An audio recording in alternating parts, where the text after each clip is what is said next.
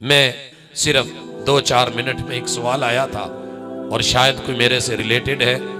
میں نے کبھی اپنی صفائیوں کی ضرورت تو نہیں سمجھی، کیونکہ اپنے رب کے ساتھ ہمارا معاملہ ہے کہ عہد کی پاسداری کس حد تک لازم ہے، ہر حد تک لازم ہے، اور اس کے بارے میں کتاب و سنت کے احکام بھی یہی ہیں. برائے مہربانی کلیئر کر دیں.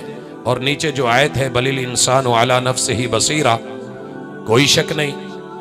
احباب سن لیں کہ اللہ کا شکر ہے ہم دن رات علماء کو عوام نہیں سمجھ سکتے. آپ ساری زندگی گزار دیں، یہ میرا رب شاہد ہے کہ ایک رات کے سفر میں آپ ہمارے ساتھ شاید نہ ٹھہرے. میں نے بڑے لوگوں کو پریکٹیکلی اپنے ساتھ رکھا صرف اس لیے کہ تمہیں کیا علم کہ ہمارا درد کیا ہے. حضرات وہ وقت بھی تھا، سب مائیں رکھتے ہیں، جب ماں کی تیمارداری کی وجہ سے اس حد تک گالیاں دی گئیں.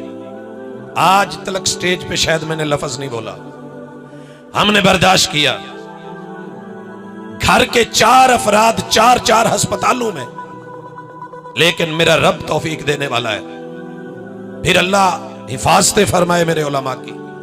ابھی پرسوں ایک جلسہ تھا، گجرانوالہ سے آئے ہوئے لوگ جب اس رستے سے گزرے تو کہنے لگے ہمیں نہیں علم تھا کہ یہ اتنا خوفناک راستہ ہے. کہا جی یہیں سے آتے ہیں. کہنے لگے کاش ہم اسلحہ لے آتے. میرے ساتھ سفر کرنے والوں نے اپنی انشورنس کروا رکھی ہے. ہم بھی بیوی بچے اور اولاد رکھتے ہیں، وعدہ کرتے ہیں نبھانے کے لیے، دیتے ہیں سوچ سمجھ کے، لیکن انسان ہے کبھی مریض خود بھی ہو جاتے ہیں. کوئی نہ مانے اس کی مرضی ہے. ہمارا رب تو جانتا ہے وعدوں کو نبھاتے ہوئے پتہ نہیں کہاں سے کہاں پہنچ جاتے ہیں.